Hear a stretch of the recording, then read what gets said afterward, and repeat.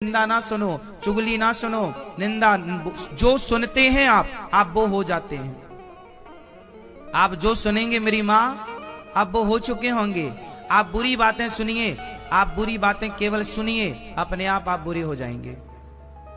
और आप अच्छी बातें केवल सुनिए, अपने आप अच्छे हो जाएंगे। सुनने से व्यक्ति होता है। सोचो ना, अब देखो, अमेरिका का बच्चा पैदा होती इंग्लिश बोलता है, भारत का बच्चा पैदा होती अपनी वो भाषा बोलता है जिस भाषा में वो पैदा हुआ। गुजरात में पैदा हुआ है तो गुजराती बोलेगा, हिंदी क्षेत्र बाहुल्य में पैदा हुआ है हिंदी बोलेगा, पंजाब में पैदा हुआ पंजाबी। जन्म से हमें पंजाबी सीखनी पड़ेगी, हमें गुजराती सीखनी पड़ेगी, हमें इंग्लिश सीखनी पड़ेगी, पर उस बच्चे को सीखनी नहीं पड़ी वो भाषा, क्योंकि जो सुना वो हो गया। बोलो हाँ। बच्चा छोटा सा सुनता ही तो है, बेटा गिलास लाओ, बेटा रोटी लाओ, बेटा यहाँ आओ, तो वो सुनता है, वो सुन के बोलता है। यदि उसकी माँ कहती तू मूर्ख है क्या, और फिर गिलास मांगती, तू मूर्ख है क्या, गिलास ला, तो बच्चा भी यही याद करता, तू मूर्ख है क्या, गिलास ला, तू मूर्ख है क्या, यहाँ। जो आप बोलेंगे बच्चा वो सीखेगा। ये बात सही है या गलत है? इसका मतलब ये हुआ कि हम हिंदी बोलते हैं, ये हम नहीं बोलते, ये माहौल हिंदी बोलने वाले स्थान में हम पैदा हुए, तो जो हमने सुना वही हमने बोला। कोई संस्कृत बोलने वाले क्षेत्र में पैदा हो जाए तो वो संस्कृत बोलेगा, कोई इंग्लिश बोलने वाले उर्दू बोले तो हम कुछ भी नहीं है, हमारा माहौल डिसाइड करता है कि हमें कैसा बनना है, हाँ या ना। इसलिए आप कुछ नहीं है, आपके आसपास का माहौल डिसाइड करेगा कि आप क्या हैं। दुर्योधन कुछ नहीं था, दुर्योधन के माहौल ने, शकुनी इत्यादि के माहौल ने उसे दुर्योधन बना दिया। रावण बुरा नहीं था, रावण को भड़काया किसने? बोलो। जो व्यक्ति सुनता है वैसा हो जाता है। इसका ज्वलंत उदाहरण देखिए।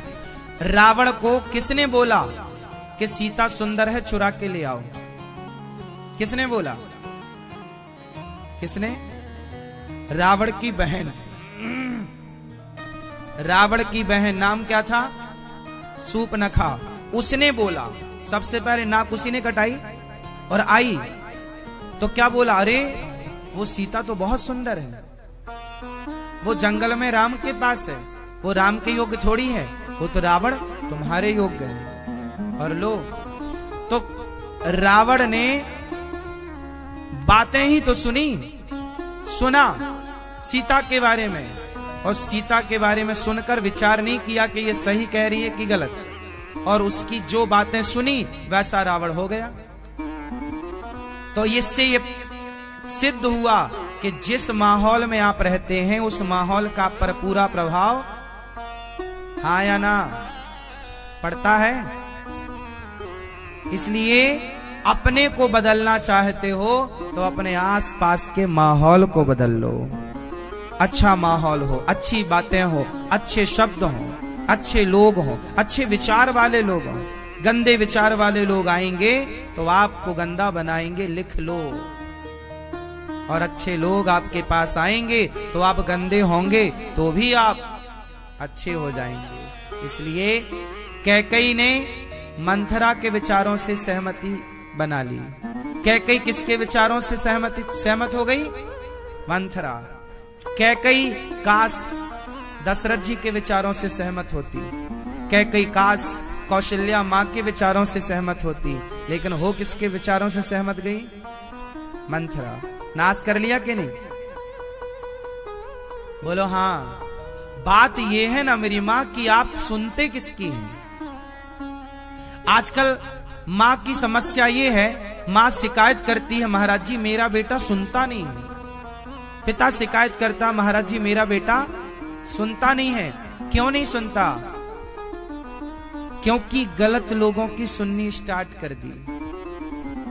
जब गलत लोगों की सुनने लग जाएंगे, तो जब मंथरा की कैकेयी ने सुन ली तो फिर दशरथ जी की एक ना सुनी। दशरथ जी ने बोला, मैं तेरे पांव पकड़ता हूं, राम को तू भरत को राजा बनाना चाहती है, मैं बनाऊंगा, पर राम को वनवास ना भेज, मैं मर जाऊंगा। दशरथ जी ने कहा, तू मेरी पत्नी है, मैं तेरे पांव पकड़ के भीख मांगता हूँ, मेरे राम को लौटा दे। राम को वनवास भेजेगी ना कैकई, मैं मर जाऊंगा। कैकई निर्दयी हो गई, मर जाओ, तुम तो बड़ा कह रहे थे प्राण जाए पर बचन न जाए, मर जाओ। देखो जरा, वो कैकई जो कल तक दशरथ जी को बचाने के लिए रथ के पहिए पर उंगली घुसा देती थी, अपनी उंगलियों की परवाह ना करके, और जब दशरथ जी युद्ध कर रहे थे देवताओं के पक्ष से तो रथ का पहिया टूट गया, वो कील निकल गई थी जिससे रथ का पहिया गिर जाता, तो उस कील में अपनी उंगली डाल दी थी उस समय कैकई ने। मतलब दशरथ जी के प्राणों की रक्षा कैकई माँ ने की। वो कैकई जो दशरथ जी के लिए मरने को तैयार थी, वो कैकई जो दशरथ जी को जिताने के लिए अपने उंगलियों की आहुति दे दी, वो कैकई आज मंथरा के सिखाने पर पता नहीं संगति का प्रभाव समझा रहा हूं मैं आप लोगों को, कि वो कैकई जो दशरथ जी से अत्यधिक प्रेम करती थी, दशरथ जी की बात मानती थी, वो कैकई दशरथ जी की विरोधी हो गई। आप मेरे प्रेमी हैं या आप मेरे विरोधी हैं, ये आप डिसाइड नहीं करेंगे, आपका माहौल डिसाइड करेगा, कि आपके लोग डिसाइड करेंगे कि वो आपके अंदर कौन सी बातें भर रहे हैं। बच्चों के अंदर समाज क्या भर रहा है, वो समाज जो भर रहा है वो जिम्मेदार हैं कि उन्होंने क्या भर दिया। कैकई जिम्मेदार नहीं है, मंथरा जिम्मेदार। उसने क्या भर दिया कैकई के दिमाग में? कैकई तो फिर उसका पहाड़ा पढ़ने लग गई ना, उसके अपने शब्द नहीं थे कुछ भी। कैकई ने जो सिखा दिया वो तो वो बोल रही थी। बस आज के बच्चे अपना कुछ भी नहीं बोल रहे हैं, जो वो समाज में देख रहे हैं, सीख रहे हैं, दोस्तों को करते हुए कहते हुए वो सीख रहे हैं, उन्हें वो अच्छा लग रहा है। और दशरथ जी की बात नहीं मानी, ऐसे माँ बाप की भी बात बच्चे नहीं मानते। उन्हें मंथरा जैसे लोग मिल गए ना समाज में, हाँ या ना। बॉलीवुड ने ज्ञान दे दिया कि दाने दाने में केसर का दम है।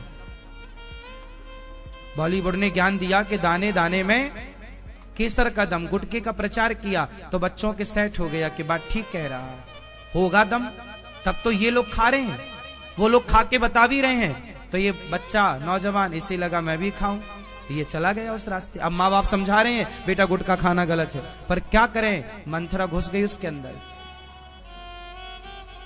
समझ रहे हैं? मंथरा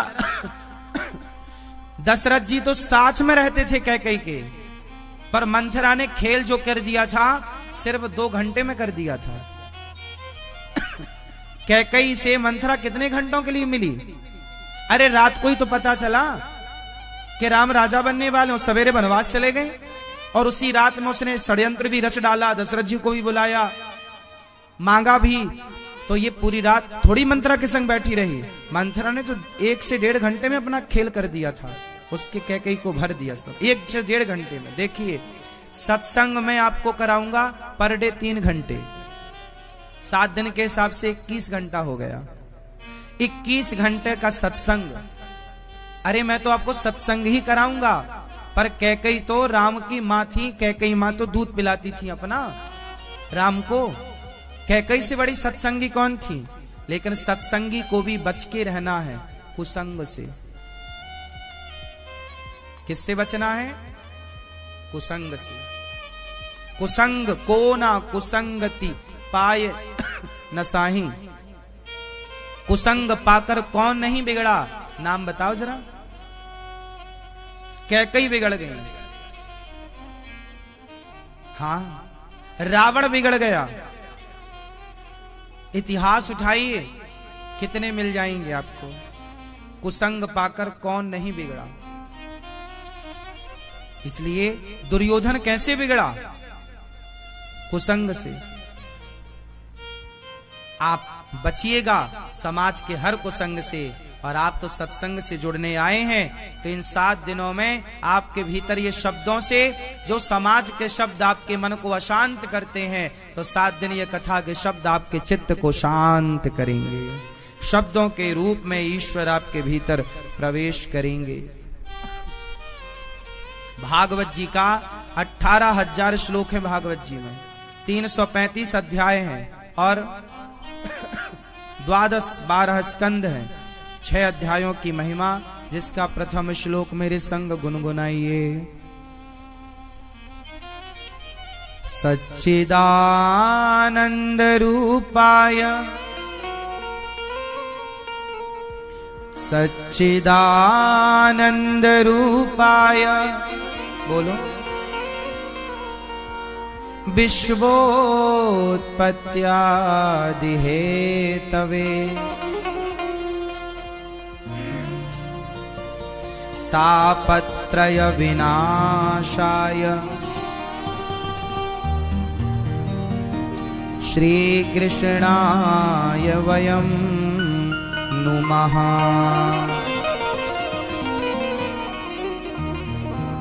इसका अर्थ हुआ सच्चित आनंद, सच्चिदानंद रूपाय। भगवान का स्वरूप कैसा है? सच्चित आनंद। सत्य, ईश्वर कैसे है? सत्य। सत्य, चित, चित मीन्स प्रकाश।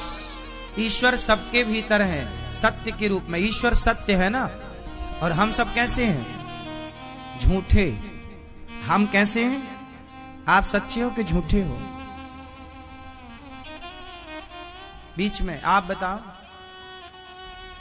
सच्चे हो कि झूठे हो? सच्चे। आप बताओ, झूठे। आप बताओ बेटा, सच्चे हो कि झूठे हो? सच्चे। मैया, कूलर वाली मैया, सच्ची हो कि झूठी हो? हाँ, सच्ची हूं।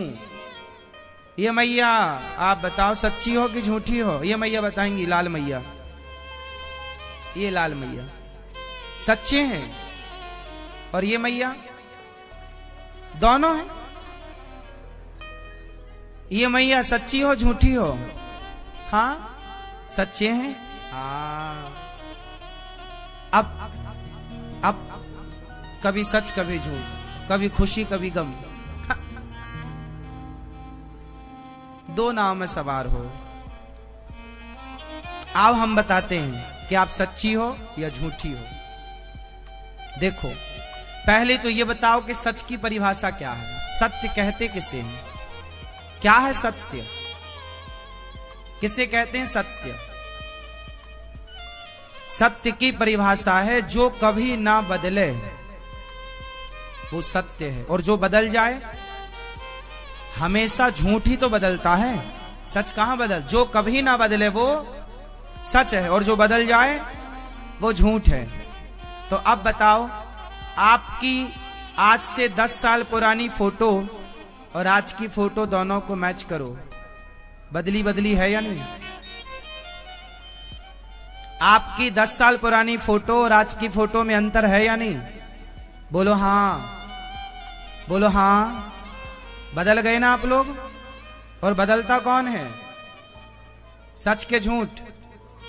इसलिए संसार में जो है, चाहे मैं हूं, आप हैं सब, ये प्रकृति, ये पेड़ पौधे, गांव शहर, नदियां, समुद्र, सब कुछ झूठा है।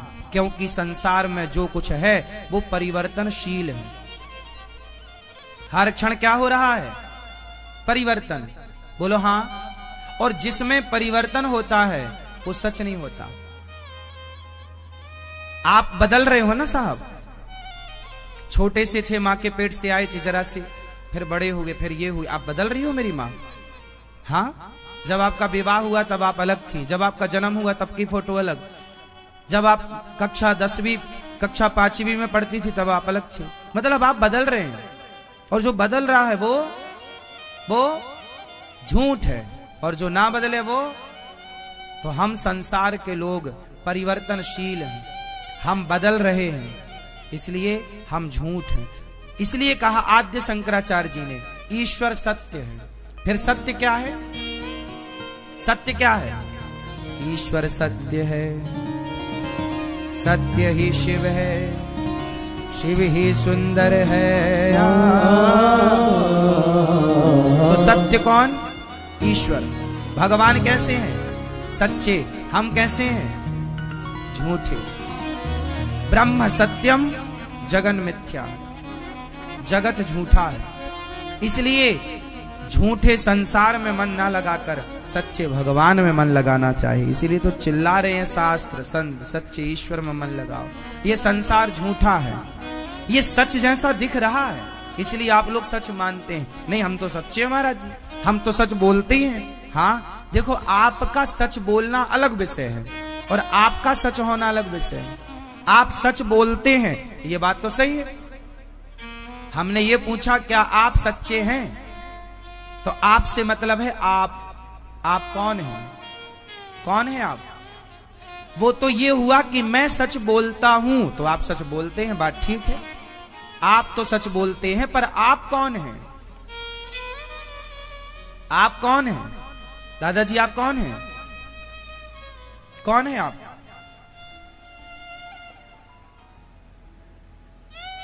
आप कौन हैं? हाँ? आप कौन हैं भैया?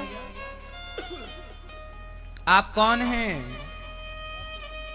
देखो कितना सरल प्रश्न है पर इतना कठिन लग रहा है। आप कौन हैं? फट से आप अपना नाम बताएंगे, आधार कार्ड दिखाएंगे। ये आपका एड्रेस नहीं है, आपका परिचय नहीं है। आध्यात्म में इसका कोई कीमत नहीं है आधार कार्ड की। और आप, मैं ये हूं, मेरा नाम अनिरुद्धाचार्य है ना। अनिरुद्धाचार्य किसका नाम है? इस शरीर का। इस शरीर को एक पहचान मिली है अनिरुद्धाचार्य के नाम से। इस शरीर बॉडी हुलिया का नेम है। बोलो हाँ, ये हुलिया बदलते ही कुछ नहीं। इसलिए मैं कौन हूं, आप कौन हैं? आपका जो नाम है ना, सावित्री, सविता, ये आपके बॉडी का नाम है। शरीर, इस शरीर को इस नाम से पहचान मिली है। बोलो हाँ, बट आप हैं नहीं। आपका नाम गायत्री, क्या नाम है आपका? हाँ? रचना। यदि आपकी माँ ने रचना की जगह कोई और नाम दिया होता तो आप उस नाम से जाने जाते।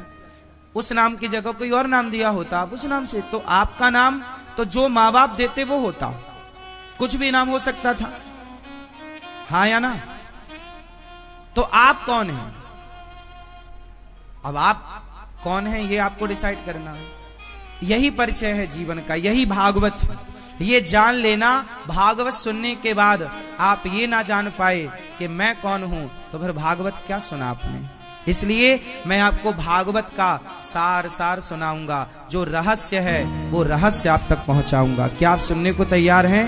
भागवत में दो चीजें हैं। एक तो कथा है, कथा भी सुनाऊंगा आपको, लेकिन कथा से विशेष है वो ज्ञान, वो रहस्य जो आपको आपके भीतर सदा बैठा रहेगा। कथाएं तो आपको याद है, जो कथाएं मैं ध्रुव जी की, प्रहलाद जी की सुनाऊंगा वो लगभग आपको याद होंगी, लेकिन भागवत जी के उस स्वरूप से आपका परिचय होना चाहिए जिसके लिए भागवत हैं। भागवत का मतलब है आत्मबोध। भागवत सुनने वाले को आत्मज्ञान होना चाहिए। आत्मज्ञान नहीं हुआ भागवत सुनने से तो फिर आपने सुना क्या? तो ये मेरी जिम्मेदारी है कि मैं आपको आत्मबोध कराऊं इन्हीं 7 दिनों में। क्या आप रेडी हैं? तैयार हैं? कि सिर्फ कहानियां सुनने को तैयार हैं? कहानियां भी सुनना है, कथाएं भी, लेकिन जो मूल, अब देखिए ये बहुत बड़ा प्रश्न आया भागवत जी का, मैं कौन हूं। इसी को कहेंगे आत्मज्ञान। क्या बोलते हैं इसको? आत्मबोध। आज तक आप क्या समझते रहे? मैं अनिरुद्धाचार्य हूं, मैं रचना हूं, मैं सविता हूं, मैं विकास हूं, मैं आदित्य हूं, मैं फला हूं। हाँ, लेकिन ये बाहर के व्यवहार में चलेगा, आधार कार्ड लगेगा बाहर, इसके बिना आपका कार्य नहीं होगा। लेकिन जो भीतर का आध्यात्मिक यात्रा है उसमें ये ना चलेगा। उसमें क्या चलेगा? जब आपसे सवाल पूछा जाए मैं कौन हूं, तो ये सवाल आपको जब पूछा जाए तो आपको उत्तर देना है। और उत्तर केवल रटना नहीं है, फील करना है भाव से।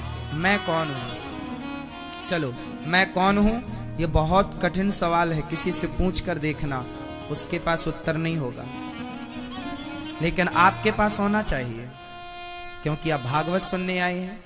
तो सुनो। मैं कौन हूं? ये मेरा हाथ है, मैं हाथ नहीं हूं। ये मेरा पांव है, मैं पांव नहीं हूं। मतलब आपके पांव से आप अलग हैं या नहीं? ये मेरा पांव, ये मेरा सिर, ये मेरा पेट, ये मेरा पीठ, मतलब शरीर के प्रत्येक अंग आपके हैं। बोलो हाँ। ये सिर किसका है? आपका है। पांव किसका है? आपका। हाथ किसका है? मेरा है। आप कौन है? ये तो सब आपके हैं। यदि आपके हैं तो सवाल तो पूछा जाएगा ना, फिर आप कौन है? समझ में आ रही है? तो अब चलते हैं कि मैं कौन हूं। देखो, मैं हूं, लोग कहते हैं मैं आत्मा हूं। मैं कौन हूं?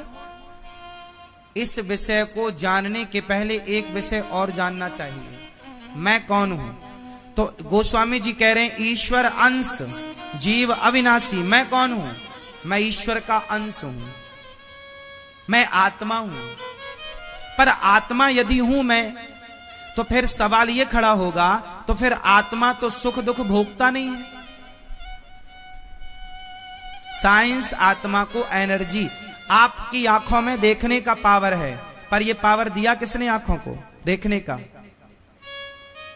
वो पावर देने वाली का नाम आत्मा है।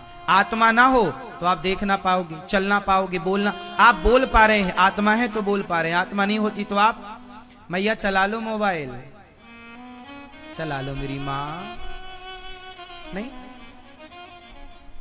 मैया पंचायत ना करना मेरी माँ।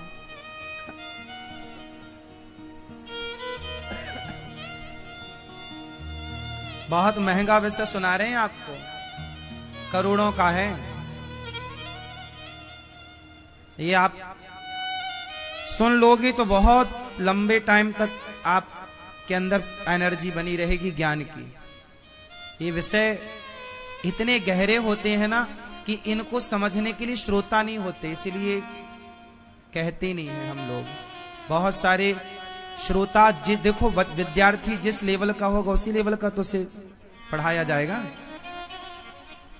ज्ञान आप जिस लेवल के होंगे वही तो आपको दिया जाएगा। तो हमें लगा कि आप बढ़िया हैं, इसलिए हम आपको गहरा वाला दे रहे हैं। मक्खन मक्खन लीजिए। आत्मा जो है ईश्वर का अंश है।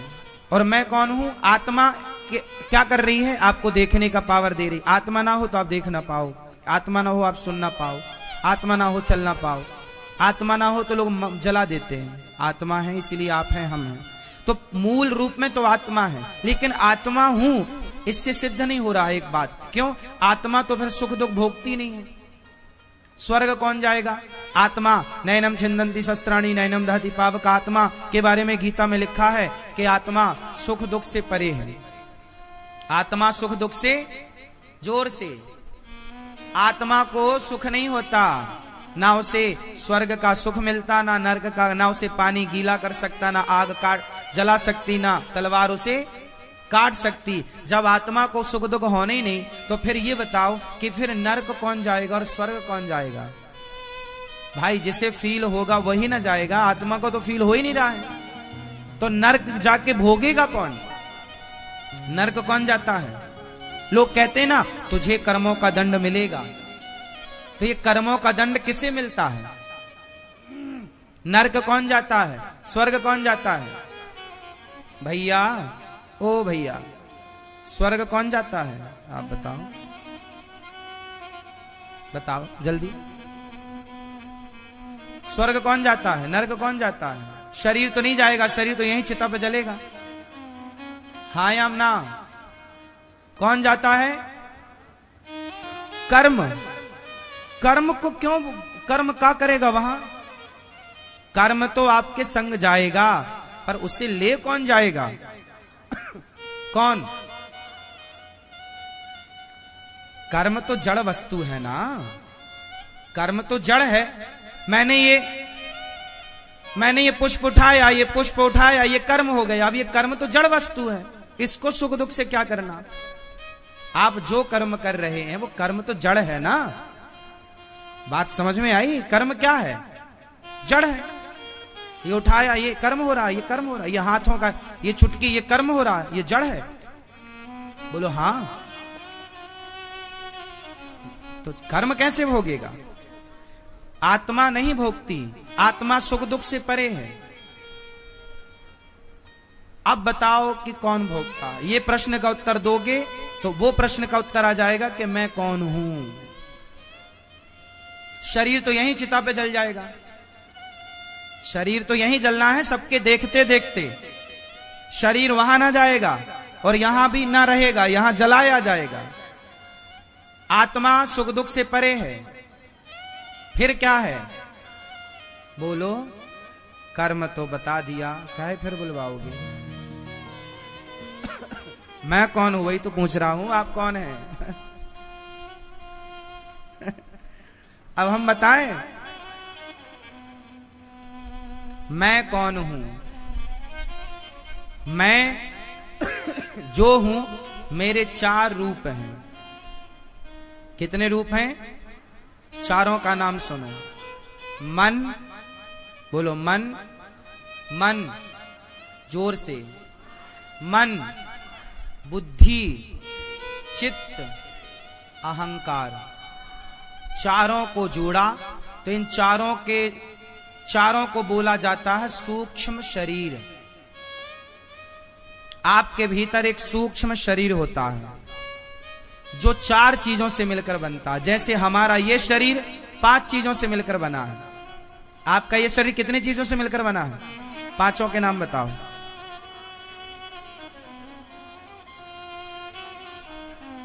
हाँ, पृथ्वी, जल, वायु, अग्नि, आकाश। ये शरीर। मैया सो गई मेरी मां। हाँ, सुन रही हो ना मां,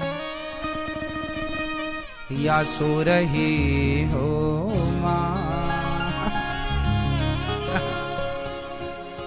सोना मना है, हम आपको सोने नहीं देंगे।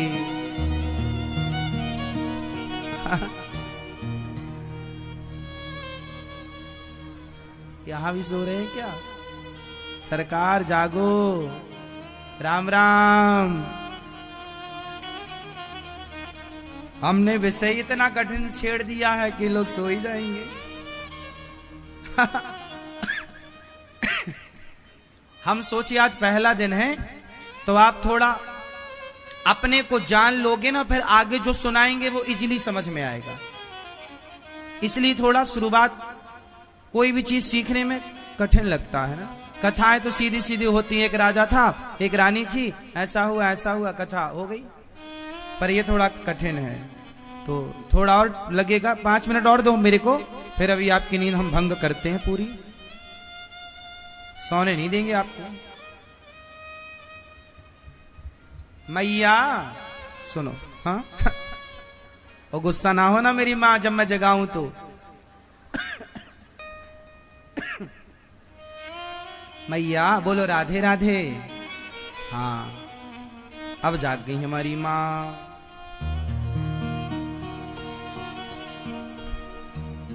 सुनो, हमारा ये शरीर बना है 5 चीजों से। बोलो हाँ।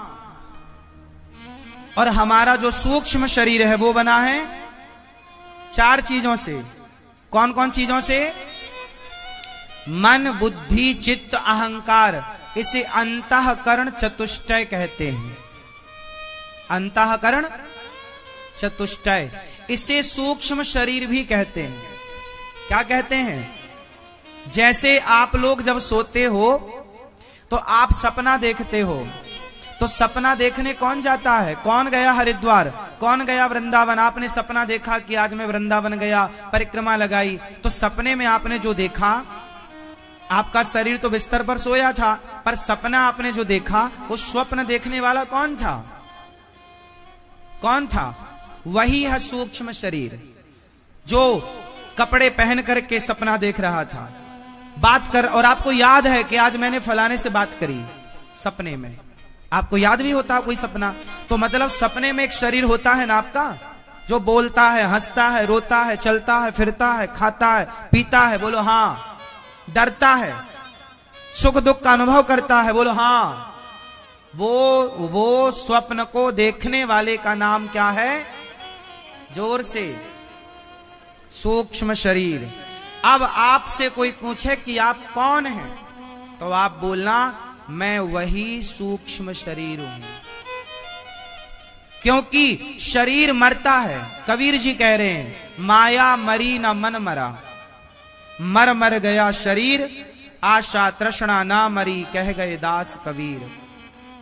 जब हम मरते हैं तो हमारा ये शरीर मरता है, हमारा सूक्ष्म शरीर जो है हमारी आत्मा निकलती है, और उस सूक्ष्म शरीर में मिलकर के चार थे वो, मन बुद्धि चित्त अहंकार, पांचवी आत्मा। ये पांच लोग जो एक शरीर का रूप लेते हैं, ये इन्हें पकड़कर यमदूत ले जाते हैं। और यही सूक्ष्म शरीर जो स्वप्न का दृष्टा है, वही स्वर्ग और नरक में जाकर के आपके कर्मों का फल भोगता है, अच्छा या बुरा। वही है आप सूक्ष्म। आप कौन हैं? आप मन हैं, आप बुद्धि हैं, आप चित्त हैं, आप अहंकार हैं और आप आत्मा हैं। इन पांचों को मिलाएंगे तो आप सूक्ष्म शरीर हैं। वो सूक्ष्म शरीर जो हर पाप पुण्य का दृष्टा है। कोई भी आप पाप करते हैं, पुण्य करते हैं, अंधकार में करो, प्रकाश में करो, पर आपको उस समय देखने वाला कोई है। कौन? आप स्वयं। आप मेरे से झूठ बोलिए, क्या आप अपने आप से झूठ बोल सकते हैं? उत्तर दो, उत्तर दो। व्यक्ति कभी खुद से झूठ नहीं बोल सकता। बोल सको तो बोल के दिखाओ। इसलिए आपकी गवाही आप खुद देंगे कि मैंने इतना पाप किया, इतना पुण्य किया। वो नोट हो रहा है। ये ईश्वर का सॉफ्टवेयर है साहब, एडवांस है। तो मैं कौन हूं? मैं सूक्ष्म शरीर हूं, वह जिसके अंदर आत्मा भी है। इससे निकलकर आत्मा उसी में प्रवेश करेगी। इससे निकलकर आत्मा सूक्ष्म शरीर में, और यमदूत जिसे पकड़कर ले जाएंगे वो क्या होगा? जोर से, जोर से। उसी को लोग कहते हैं मैं आत्मा हूं, पर यह सेंटेंस अधूरा है कि मैं आत्मा हूं। यदि मैं आत्मा हूं तो फिर आत्मा तो स्वर्ग नरक से परे है, पाप पुण्य से परे है, फिर भोक्ता कौन है? तब यह कहना पड़ेगा कि सूक्ष्म शरीर में प्रवेश करती है आत्मा, विद सूक्ष्म शरीर के मैं आत्मा हूं, अकेली नहीं। बात समझ में आ गई? अब ये और जान लो, लगे हाथ के मन क्या है, बुद्धि क्या है, चित्त क्या है, अहंकार क्या है। जानने की इच्छा हो तो बताऊं, वरना काम तो इतने में हो गया। समझा दूं? मन क्या है? ये वस्तु पड़ी है, आंख ने देखा, मन करता है उठा लो। पैसा पड़ा है कहीं 100 रुपए, 500 रुपए, 1000 रुपए, मन बोला उठाओ, बुद्धि बोली नहीं, किसका होगा, क्यों उठाएं, ये अपना थोड़ी है। मन कहता उठाएं कि ना उठाएं। मन संकल्प विकल्प करता है। मन क्या करता है? उठाएं कि ना उठाएं। फिर बुद्धि उसमें मोहर लगाती है कि उठाओ या मत उठाओ। आपकी बुद्धि सात्विक होगी तो सही डिसीजन देगी कि नहीं, अपना नहीं है, मत उठाओ। और गलत होगी तो बोल देगी यार नाश्ता पानी का जुगाड़ है, 100 रुपए पड़े, उठा लो।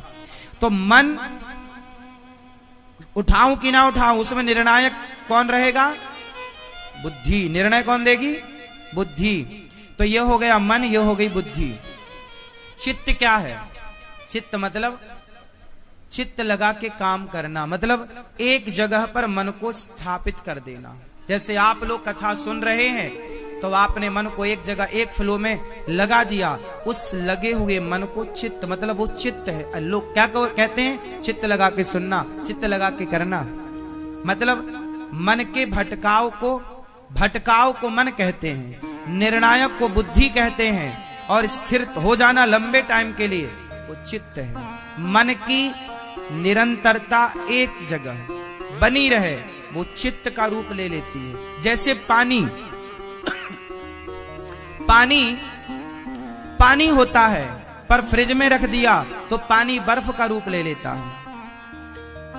आग में पानी को उबाला तो भाप का रूप ले लेता है, और सवेरे सवेरे वह पानी ओस का रूप ले लेता। ओस सवेरे गिरती है ना, घास के ऊपर बूंद दिखाई पड़ती है, तो वो पानी, चारों को पानी बोलेंगे, पर चारों के काम अलग है, रूप अलग है।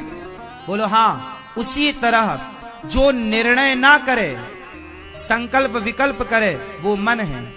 और मन जब निर्णायक स्थिति में पहुंच जाए तो वही मन बुद्धि हो जाता है।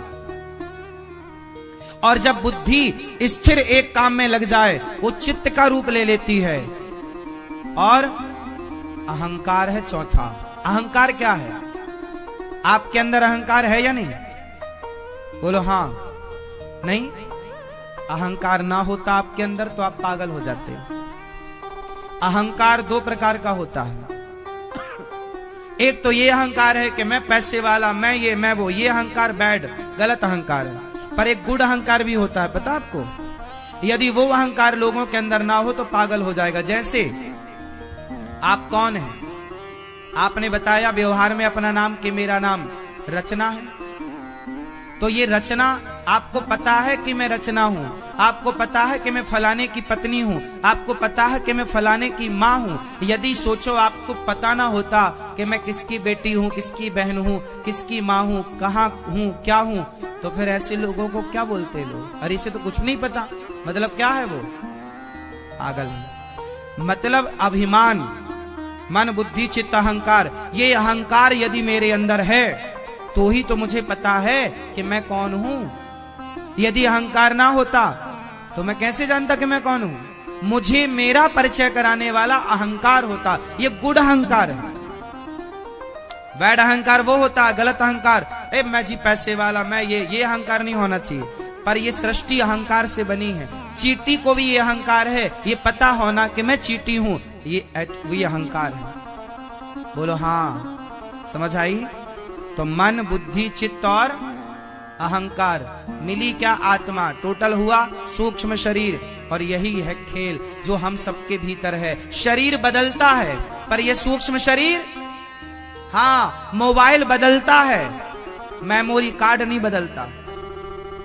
सिम आत्मा है, मेमोरी कार्ड ये अंतःकरण चतुष्टय है।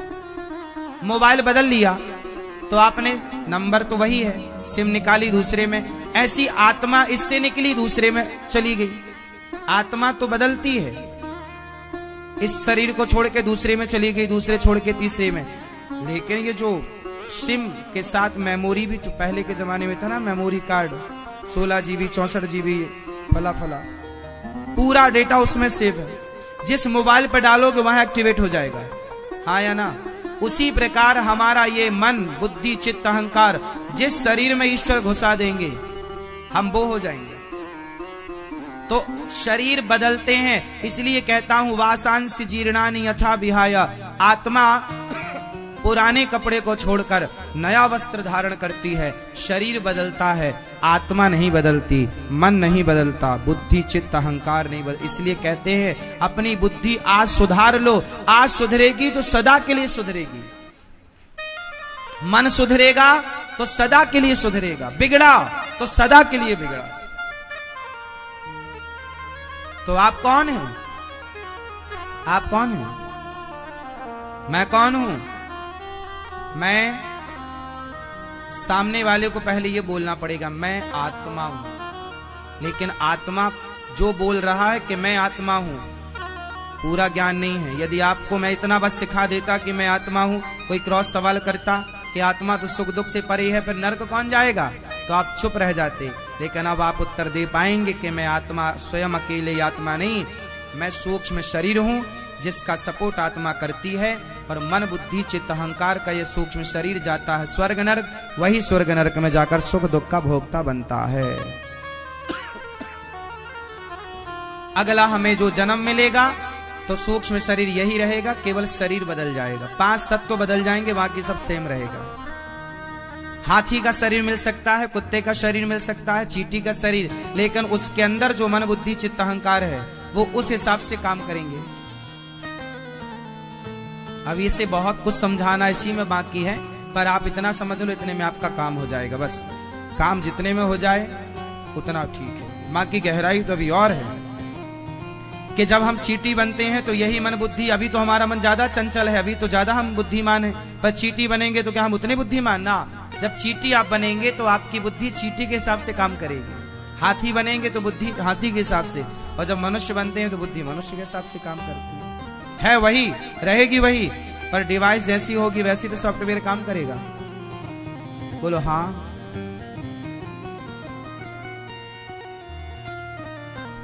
आपके मोबाइल में रिचार्ज है 5G का, 3G 4G का रिचार्ज है, 5G 4G स्पीड है आपके, पर सिम आपने डाल रखी है पुराने मोबाइल में, तो वो 5G हो या 4G हो भैया काम थोड़ी करेगा उसमें। वो 4G 5G तो एंड्रॉइड में काम करेगा। हाँ उसी पर है, भले रिचार्ज कर लिया पर वो उसमें काम नहीं करेगा। क्यों जी? उसी तरह आपके अंदर जो ज्ञान है, बुद्धि है, मन बुद्धि चित्त अहंकार, जितना ज्ञान का लेवल वो एंड्रॉइड मोबाइल पर ही काम करता, उसी प्रकार ये शरीर में ही, मानव शरीर में ही मन बुद्धि चित्त अहंकार बढ़िया काम करते हैं। बाकी 84 लाख योनियों के शरीर में मन बुद्धि चित्त अहंकार होते तो सबके अंदर है, पर वो इतना काम नहीं करते, क्योंकि शरीर ये ईश्वर तय करता है कि आपको शरीर क्या मिलना है। तो हम सत्य हैं, बोलो सच्चिदानंद रूपाय। ये जो श्लोक हमने आपको बुलवाया, ये जो व्याख्या की, केवल इस श्लोक के एक केवल सत्य की व्याख्या थी। सत्य चित, चित मीन्स प्रकाश, ईश्वर सबके भीतर है। विश्व आनंद, भगवान का नाम है आनंद, जो विश्व की उत्पत्ति पालन संहार करते हैं। ऐसे भगवान को हम राधा सहित श्री कृष्ण को नमस्कार करते हैं। यम प्रव्रजन्त मनुपेतमपेत कृत्यम द्वैपायनो विरह कातर्वा जुहाव पुत्रेति तन्मयतया तरवोभिनेदुस् तम सर्वभूत हृदयम मुनिमान तोष्मि। सुखदेव भगवान को नमस्कार करते हैं। सुखदेव भगवान जन्म लेते ही घर से निकल पड़े। आप सुखदेव भगवान को जानते हैं? राजा परीक्षित जी को भागवत किसने सुनवाई? मैया परीक्षित जी को किसने सुनवाई? सुखदेव जी ने। ये सुखदेव कौन है? साक्षात भगवान नारायण ने शुक के रूप में अवतार लिया। साक्षात भगवान व्यास पुत्रो, भगवान ही सुखदेव बनकर आए और राजा परीक्षित पर कृपा की। भागवत जी को प्रकट करना था तो भगवान सुखदेव बनकर आइए। सुखदेव ये जो तोते के रूप में आपने स्थापित किया। शुक मीन्स तोता। ये तोता का मतलब क्या है? एक बार क्या हुआ, शंकर जी माता पार्वती को लेकर अमरनाथ गए, तो वहां शंकर जी ने बढ़िया कथा सुनाई। शंकर जी ने आंख बंद करके कथा सुनाई। पार्वती जी से कहा तुम हुक्का देती रहना, हमें पता लगेगा कि तुम सो रही हो या सुन रही हो। तो शंकर जी कथा सुनाए और पार्वती जी हुक्का दें। जैसे एक राजा था, एक रानी थी। हुक्का समझते हैं? पहले दादी लोग कथा सुनाया करती थी कहानियां, तो हम लोग हुक्का दिया करते थे। जब हुक्का देते रहे तो मतलब दादी समझे कि अभी बच्चा जग रहा है, माँ समझे हुक्का देना बंद, मतलब बच्चे सो गए। तो शंकर जी ने भी हुक्का बोला कि हुक्का देना। पार्वती मैया सो गई। अब पार्वती सोई तो हुक्का बंद। तो पीछे तोता, एक तोती ने छोटे छोटे अंडे रखे, फिर सेका, उससे छोटे से बच्चा निकला और तभी शंकर जी का आना हुआ। तो तोता जन्म ही लिया था कि शंकर जी की कथा शुरू हुई, तो उस तोते ने पूरी कथा सुनी। और जब पार्वती ने कथा में हुक्का देना बंद किया तो तोते को लगा यदि हुक्का नहीं दूंगा तो शंकर जी कथा सुनाना बंद कर देंगे। इसलिए पार्वती जी की आवाज में तोते ने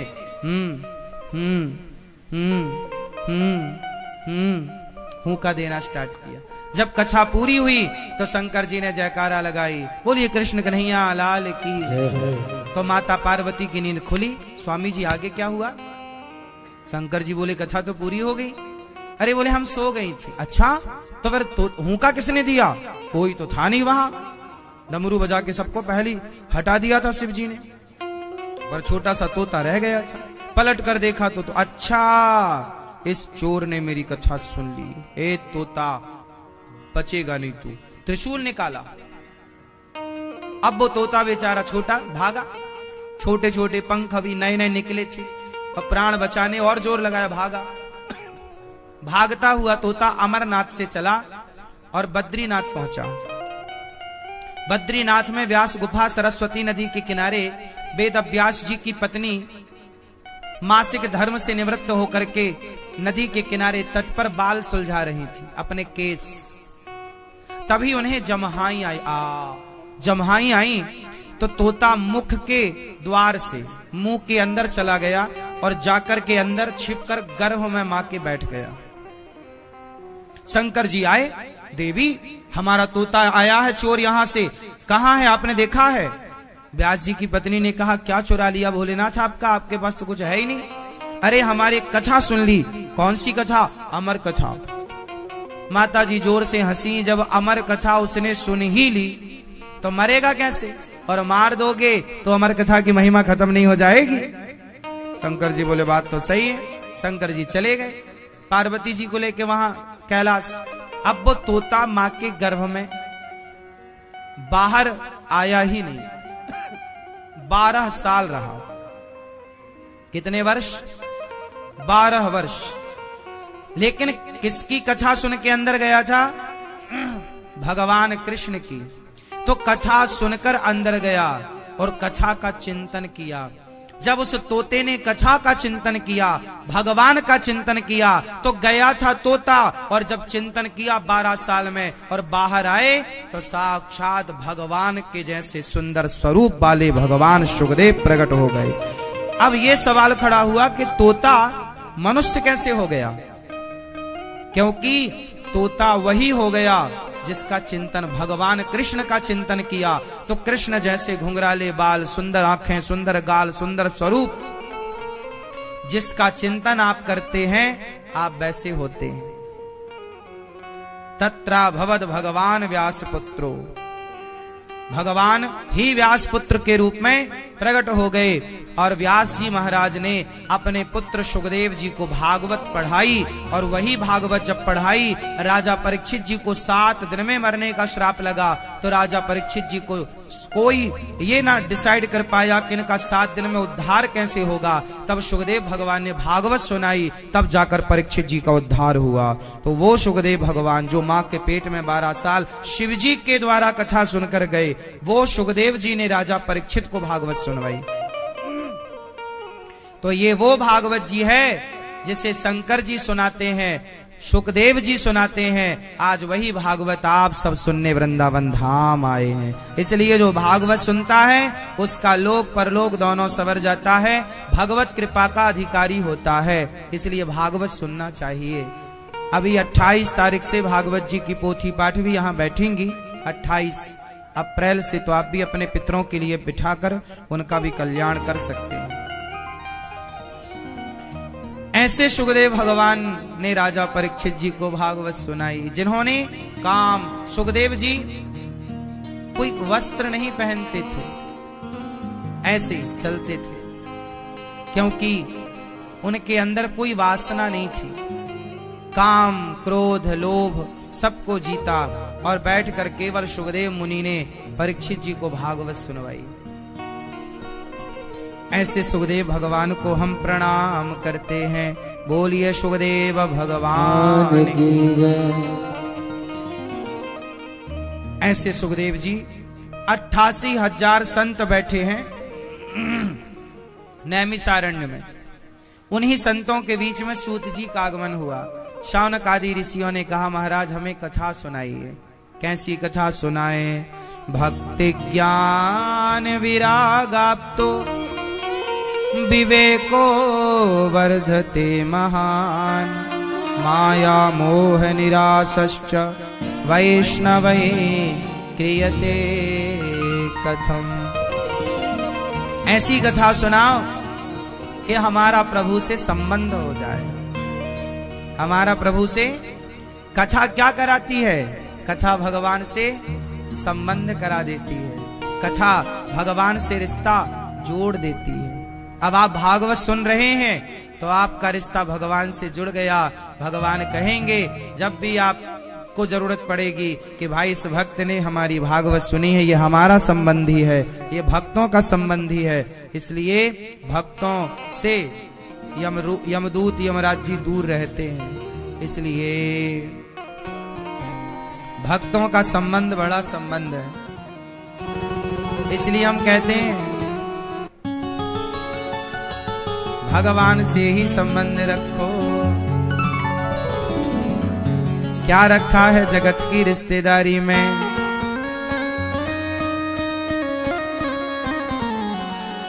हाँ, हमें रख लेना मेरे श्याम तेरी दरबारी में।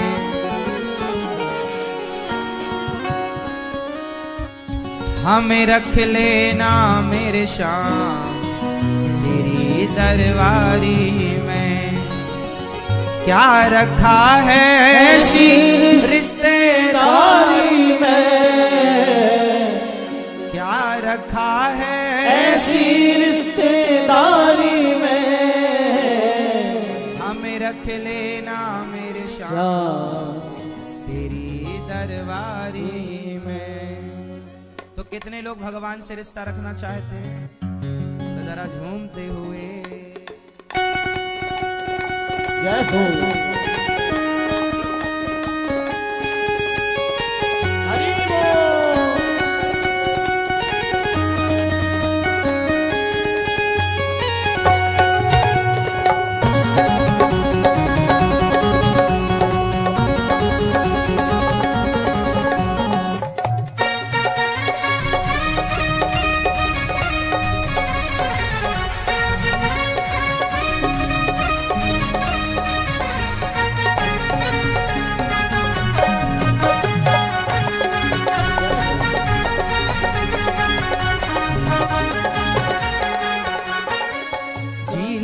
सरकार तेरी सरकारी में, जी लेंगे सरकार तेरी सरकारी में। जी लेंगे सरकार तेरी सरकारी में। जी लेंगे सरकार तेरी सरकारी में। हमें रख ले, हमें रख ले, हमें रख लेना मेरे श्याम तेरी दरबारी में। हमें रख लेना मेरे श्याम तेरी दरबारी में। जी लेंगे सरकार तेरी सरकारी में। जी लेंगे सरकार तेरी सरकारी में। हमें रख ले, हमें रख ले, हमें रख लेना मेरे श्याम तेरी दरबारी में। हमें रख लेना मेरे श्याम तेरी दरबारी में।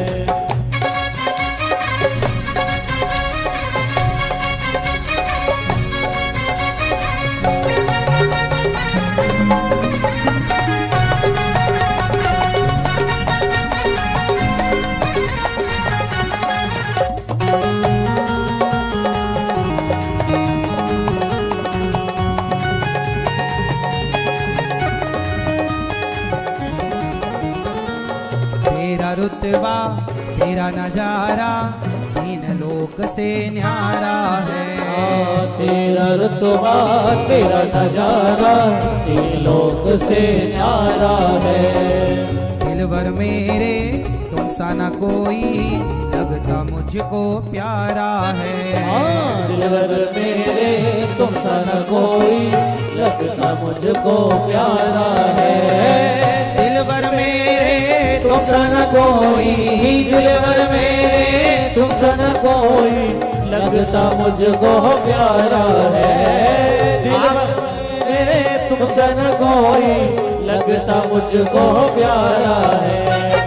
आ गया मुझको मजा तेरी यारी में। आ गया मुझको मजा तेरी यारी में। हमें रख ले, हो जय हो, हमें रख ले, हो जय हो, हमें रख लेना मेरे श्याम तेरी दरबारी में। हमें रख लेना मेरे श्याम तेरी दरबारी में।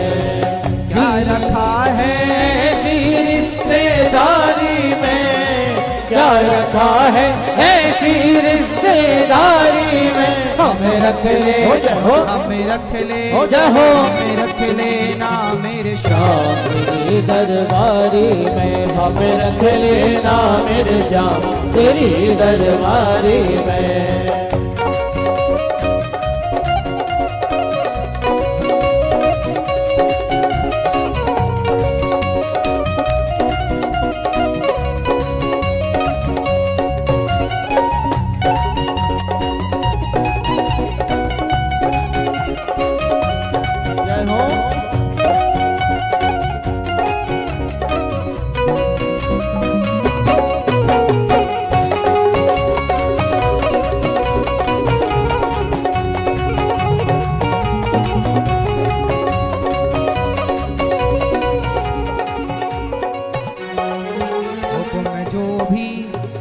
कान्हा काम वैसा ही करो। हुक्म जो भी कर दे कान्हा काम वैसा ही करो।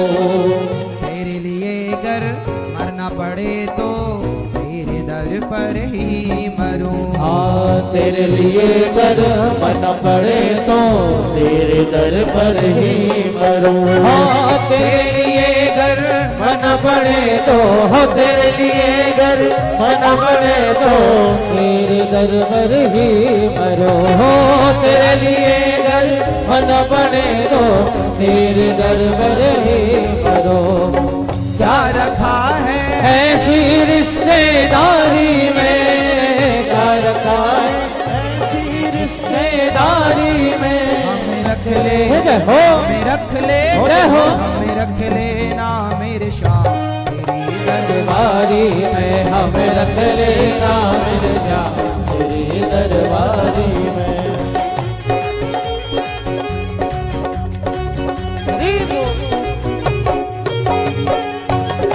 जय हो।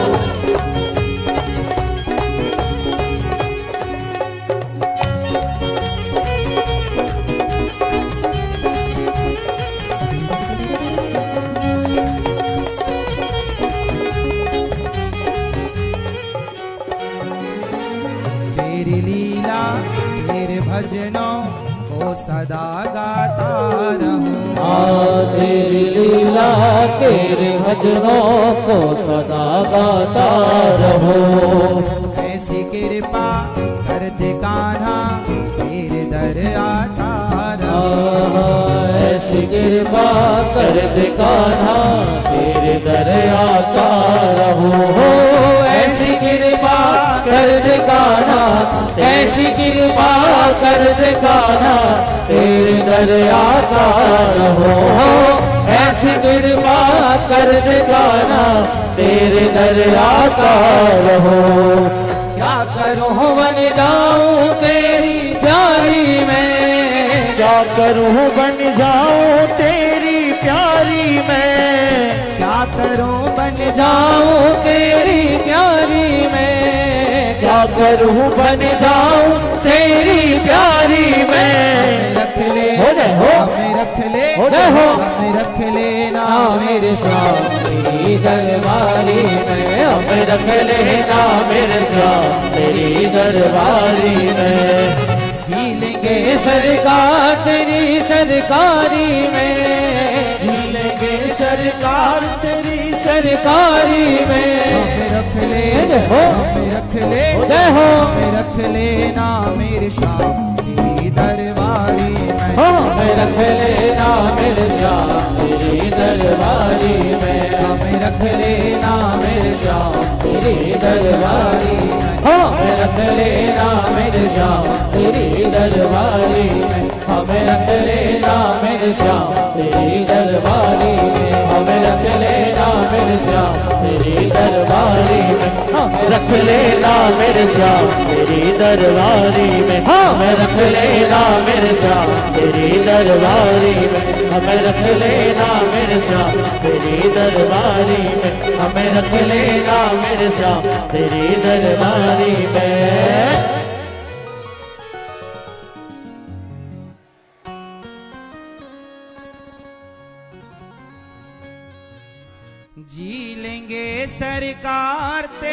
सरकारी में हमें रख लेना मेरे शाह तेरी दरबारी में।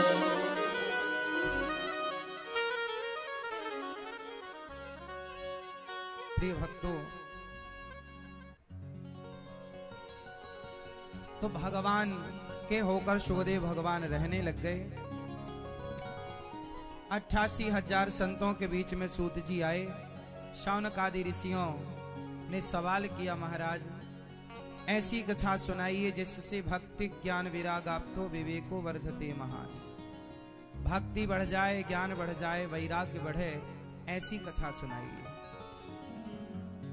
कथा कैसी होनी चाहिए? जो भक्ति बढ़ाए, जो ज्ञान बढ़ाए, जो वैराग्य को बढ़ा दे। मैया बैठ जाओ मेरी माँ। पीछे वाली मैया बैठो मेरी माँ, अभी मिलने ना बैठो। श्री सूत जी महाराज से शौनक आदि ऋषियों ने कहा, हमें ऐसी कथा सुनाओ जिससे हमारी भक्ति ज्ञान वैराग्य बढ़ जाए। सूत जी ने कहा, सुनो, हम तुम्हें सब शास्त्रों का सार सुनाते हैं। सारम सारम समुद्रतम। जो कथा आप सुनने जा रहे हैं ये देवताओं को भी बड़ी दुर्लभ है। जब सुखदेव भगवान ने राजा परीक्षित जी को भागवत सुनाई तो वहां देवता भी आए और देवताओं ने कहा कि हम भी क्या कथा सुन सकते हैं। सुखदेव भगवान बोले, प्रेमी बनकर आते तो जरूर सुनाते, पर इंद्र ने स्वर्ग